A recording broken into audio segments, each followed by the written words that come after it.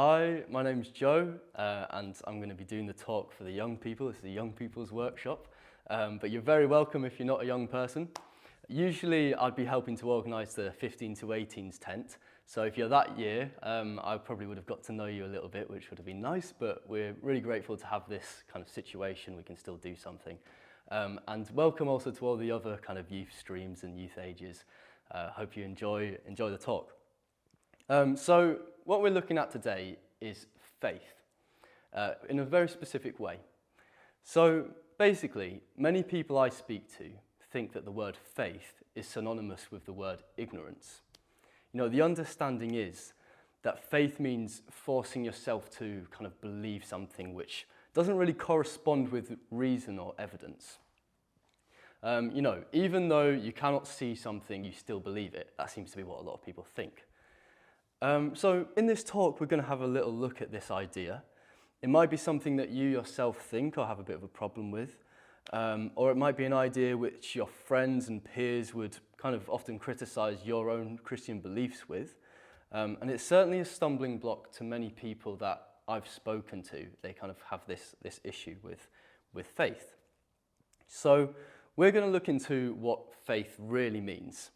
We're going to look through the scriptures, some of the writings of the church and Christian thinkers. And, you know, we just want to see how faith can be properly understood. You know, because when it is properly understood, it's an immensely powerful tool and virtue in our Christian lives. So, the misconception, you know, it goes that faith means believing blindly. Now, in the writings of Paul, in 2 Corinthians, you know, we see that he says, "We walk by faith and not by sight."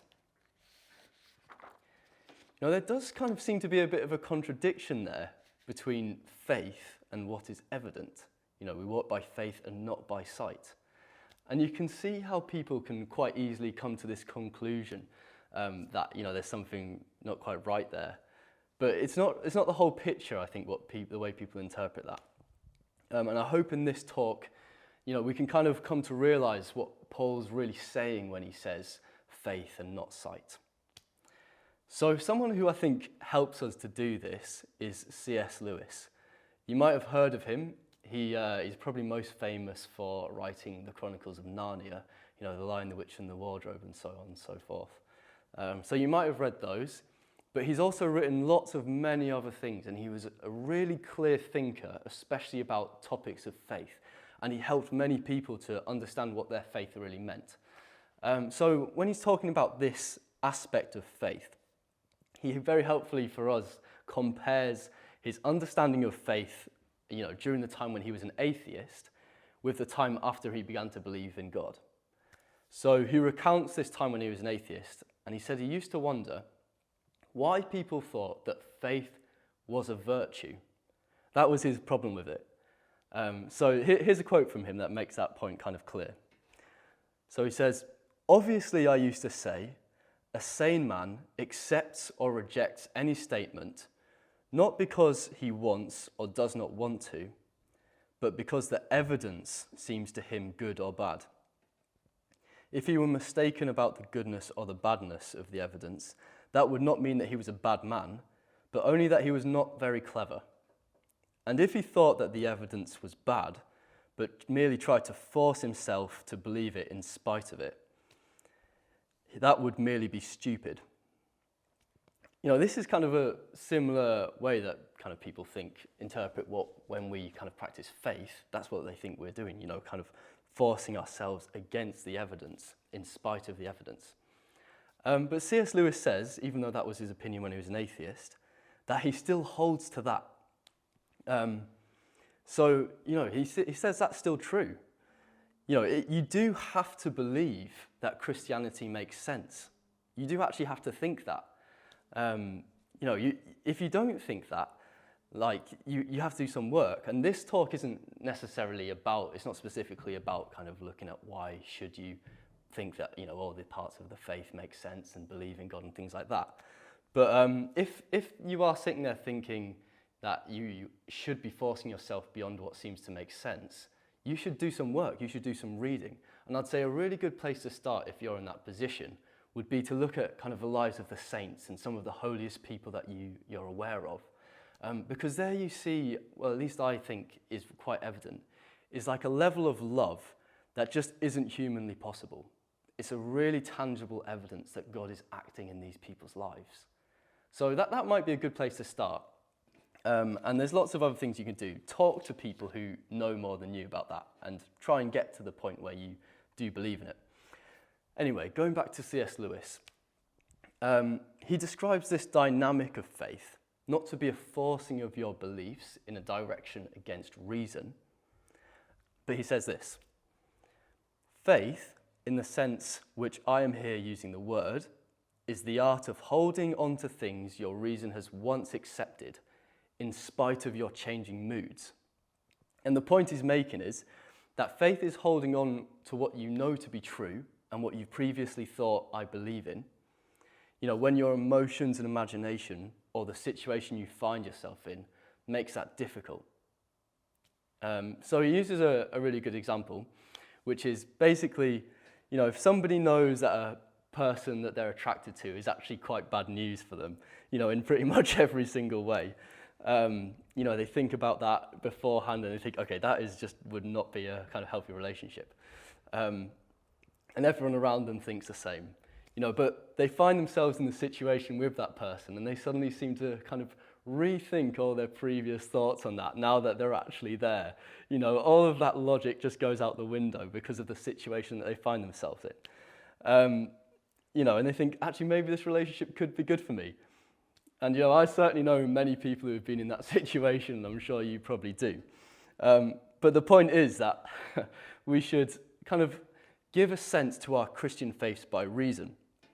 And we should, you know, when we have faith, we can kind of be in any situation, and even though it kind of seems hard to make sense of it and to sort of think, even though I previously thought that, now it's difficult, we can see clearly and hold on to what we had previously been able to see clearly. No matter how tempting or difficult the situation we find ourselves in, or whatever state our emotions are in and things like that. So that's what he's trying to say. Yeah, so just to sum up what C.S. Lewis was saying, is that we should assent to our Christian faith by reason. We should think that there is evidence in favour of it, and, you know, by having the faith, we kind of can see truth, this truth, even when times get hard and our emotions are telling us to abandon what we know by reason to be true. So the reason is like a very important thing. This faith isn't a rejection of reason. And you might know a lot of people, and I do know a lot of people who kind of say, you know, I'm not religious, I'm more of a scientist. I believe in science, not in faith. And it's a classic one.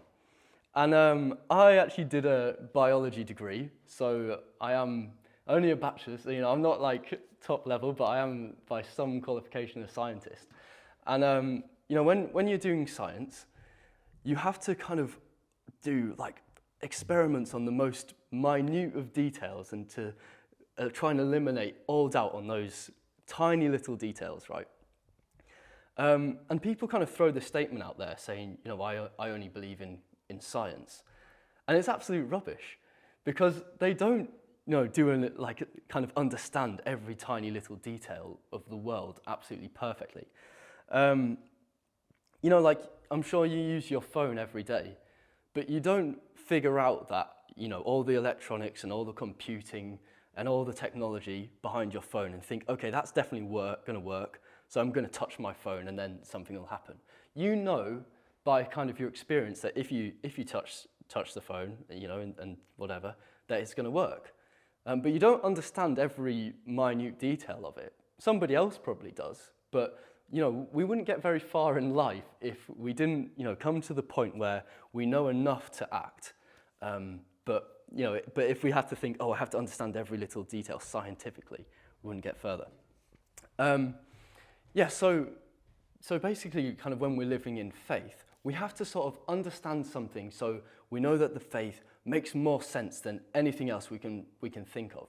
But obviously, like, God is much more complex than a phone Or, even if you think of a situation like love, that's really complex. You're not going to scientifically figure it out, but you can relate to it. You can know enough about the people you're with, the people that you care about, that when you offer them love, they'll offer it in return.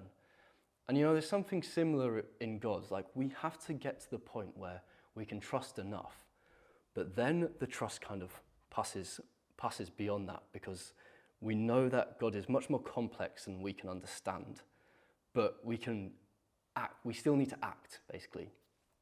Okay. So this is very important when we go back to this scripture of we walk by faith and not by sight. Okay. I think, like, an example I was thinking of is, there's been quite a lot of space travel recently, and you think about that, like, an astronaut's not going to get very far if he's just thinking, I'm only going to go where I can see. There's a massive team of people who have plotted out, all these kind of, charts and all this engineering stuff. And the astronaut isn't, controlling all the stuff. There's a lot of automation. And basically, they have to trust in the sight of someone beyond them. They can't just try and look for Mars and then get to Mars. They're not going to get very far. They're trusting in people who they know more than them, and that allows them to reach that destination. But they have to act in that faith. So, if the astronaut walked by sight, in this case, kind of just looking and looking and looking, they wouldn't get to Mars very easily. And life is very complex and more complex than this when we're relating to God. So yeah, once we learn that we can trust in him, we should act on that. And that can be really difficult at times. We have to put our life in his hands. But we know that he's reliable, and acting in this faith allows us essentially to live in a world beyond what we can see with our physical eyes and with our small minds. As the astronauts are able to trust in and essentially act with the insight of many other team members and the crew, we have to kind of be able to do that with the church and with God's mind. And then we can see essentially more clearly than what we can actually physically see. I think that's a really important point. The church says that faith is never contrary to reason, but it can be beyond reason. Okay, so faith is beyond our sight, but it's not contrary to it. And it's exercised by people every day in many situations. But when it's applied in a spiritual sense to our lives, in our lives with God, it lets us live on a completely different level. Okay, so I hope that kind of addresses in some way this idea of faith. And if you've kind of been struggling with this thing of, faith is, trying to believe in something that's not actually real, and et cetera, et cetera. I hope that helps you, and it helps you in conversations that you might have with people who have that issue with Christianity. But we're just going to look a little bit now at, this idea of faith. How does it actually affect my life?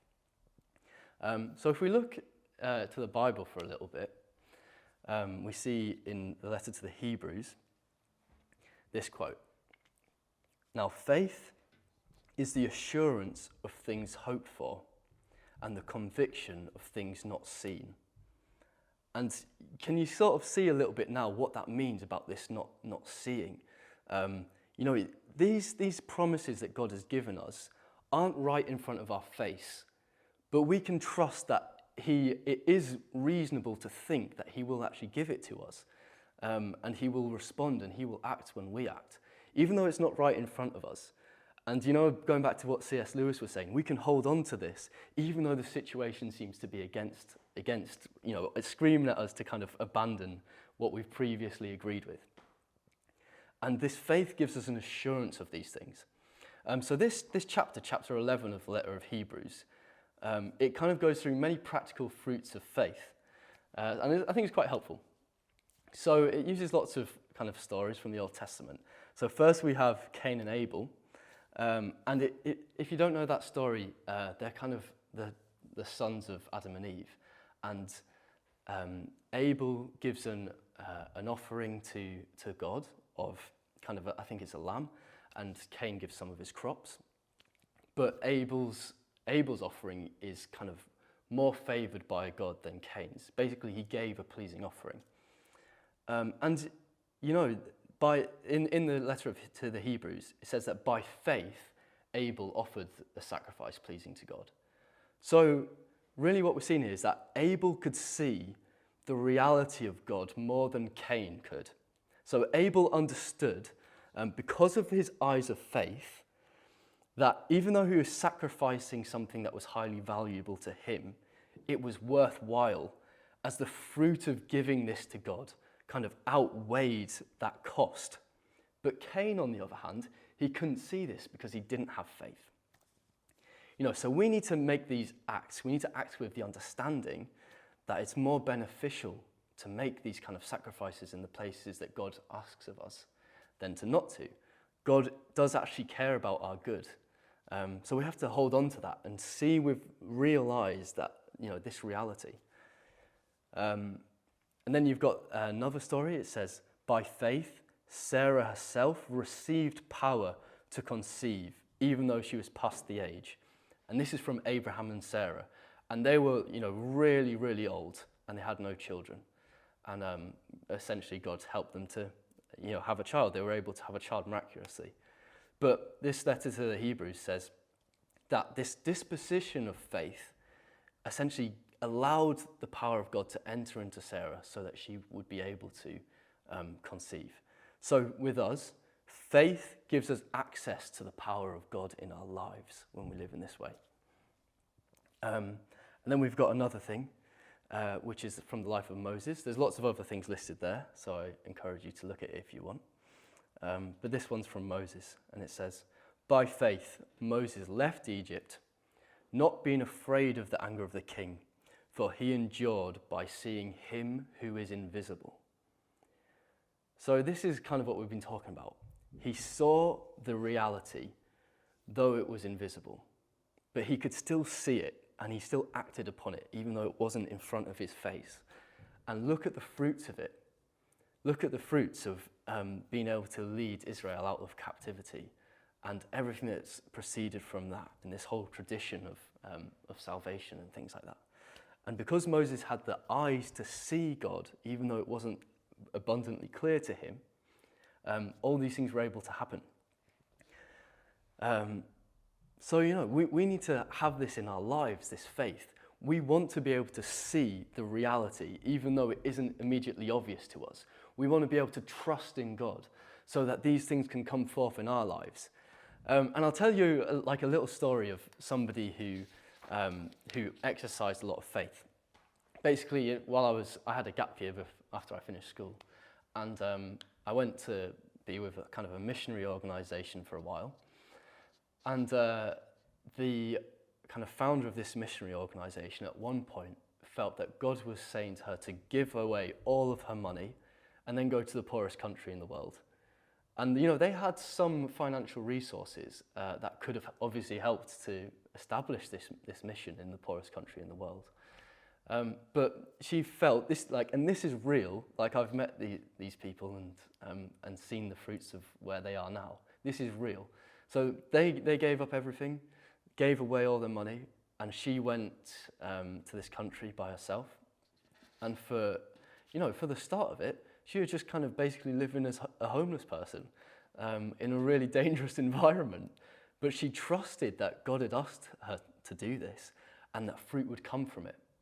And one thing led to the next through these acts of faith.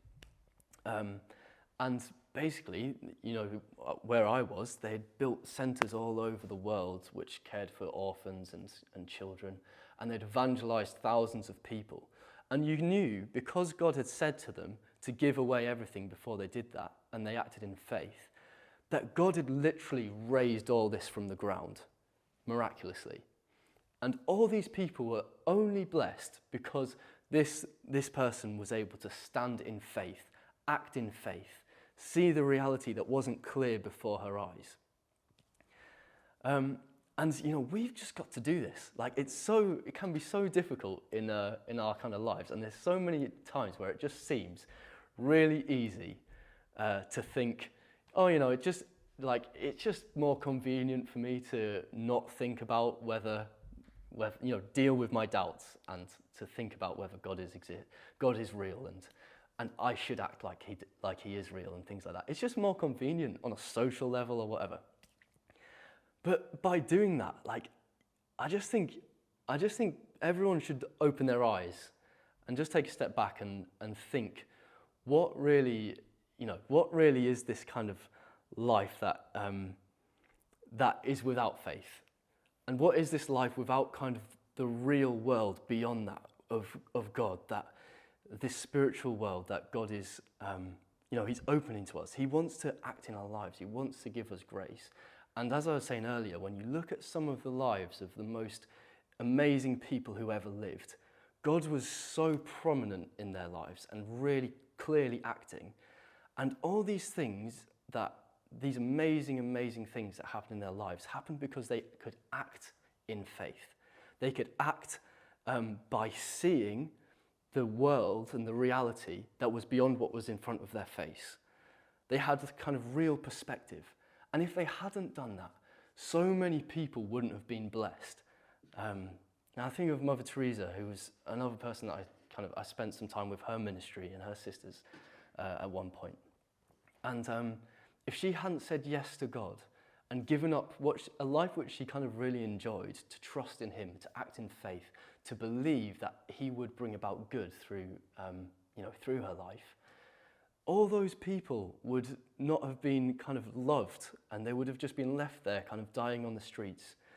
If she hadn't acted in faith, God wouldn't have been able to flow through her to help those people.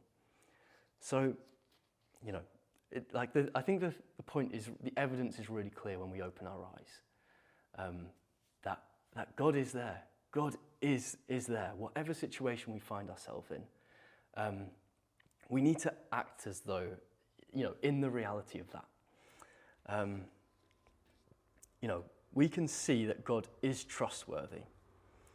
And when we enter into situations with this, even though it can be hard to see with our eyes, our imaginations and emotions can be kind of going completely in the other direction.